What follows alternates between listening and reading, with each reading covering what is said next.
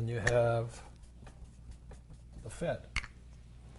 And the way money is created is the U.S. Treasury issues a bond or debt. And generally what happens is banks and investors come in and they buy this debt. And money just flows in, and it flows into the U.S.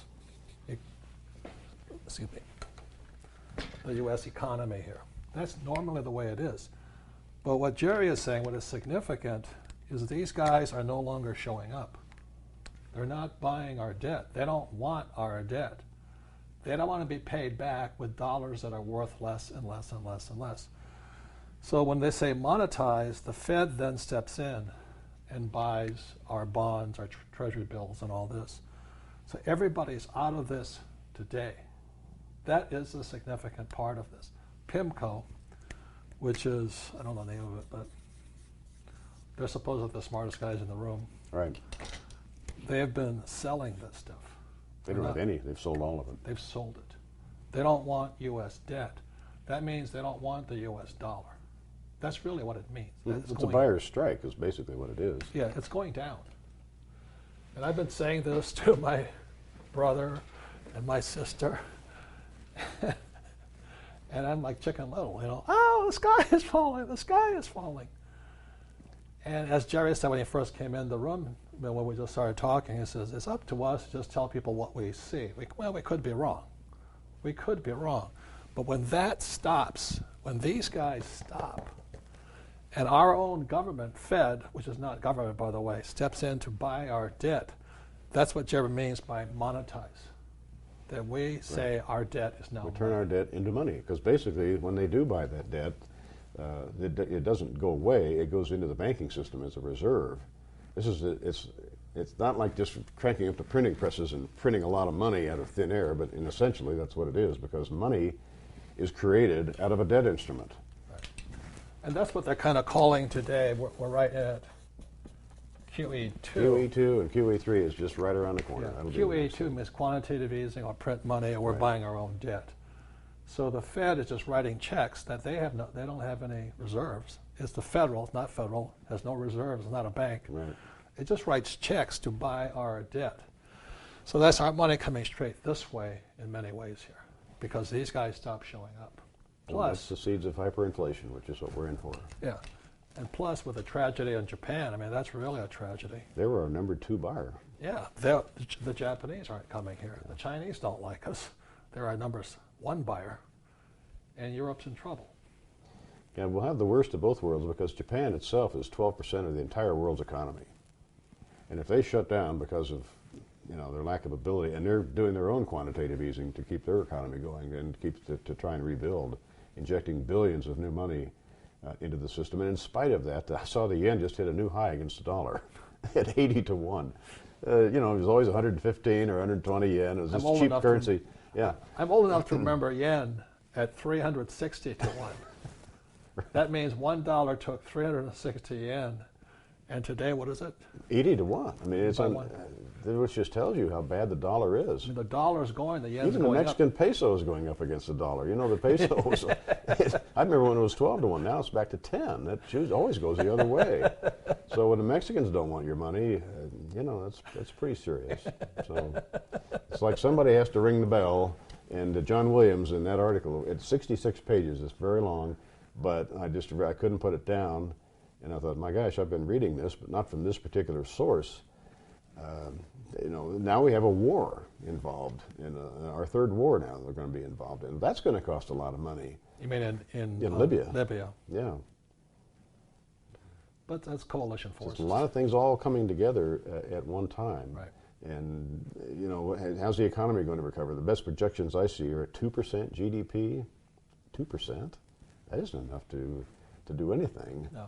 So we have the worst of both worlds. We have hyperinflation and we have no growth. So we have basically stagflation. And the jobs aren't coming back. No, they're not. No.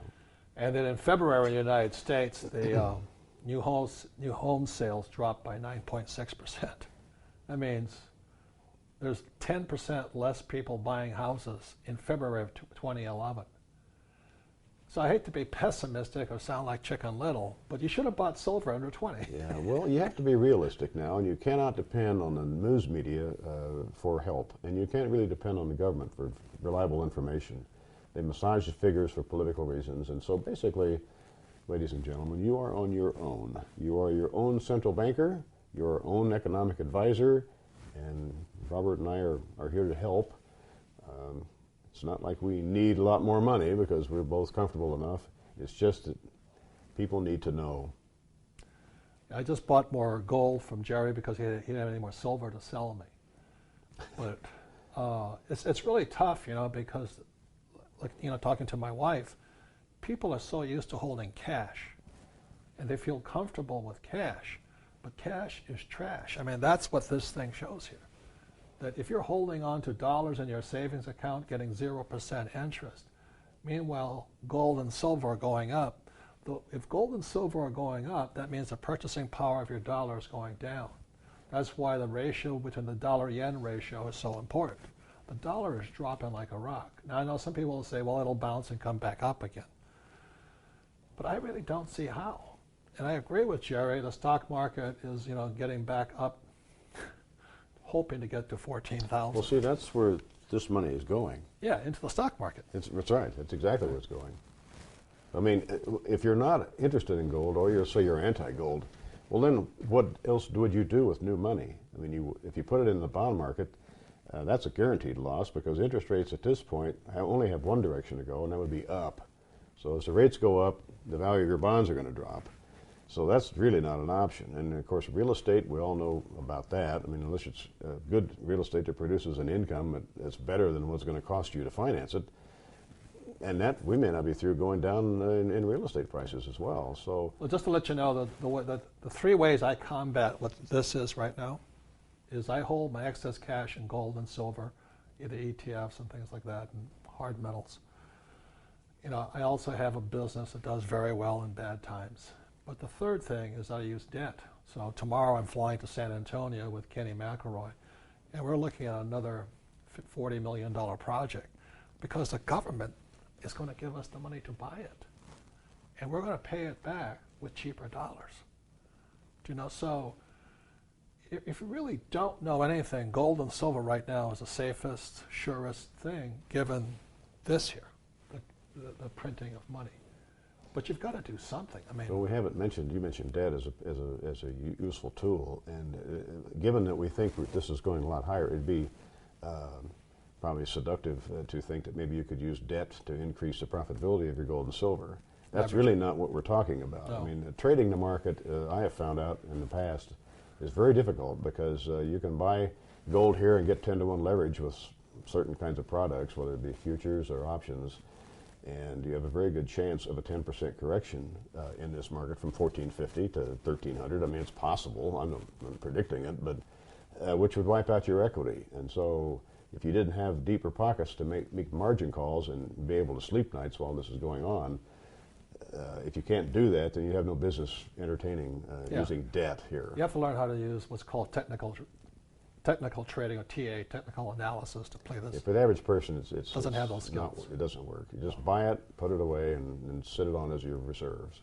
My message here is the average person is so used to cash. They feel so comfortable with cash. And it's possibly the worst thing they could hold on to. Right now, what Jerry's saying is you should go to Costco or call it Walmart, whatever, and buy staples, food that you're going to use, because 1 year from now that food is going to be higher. Right. It'd be the same as if you're preparing for an earthquake, because essentially what we're looking at is a financial calamity of the order of an earthquake. Right.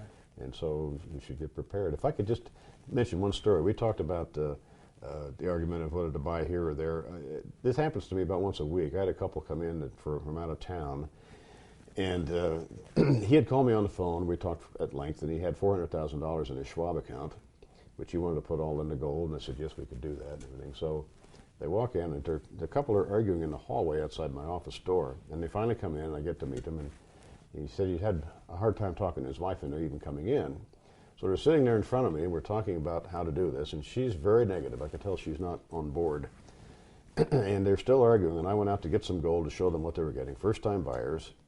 And finally, he said, "Well, I think we're going to settle here. We're only going to get 100,000." She just could.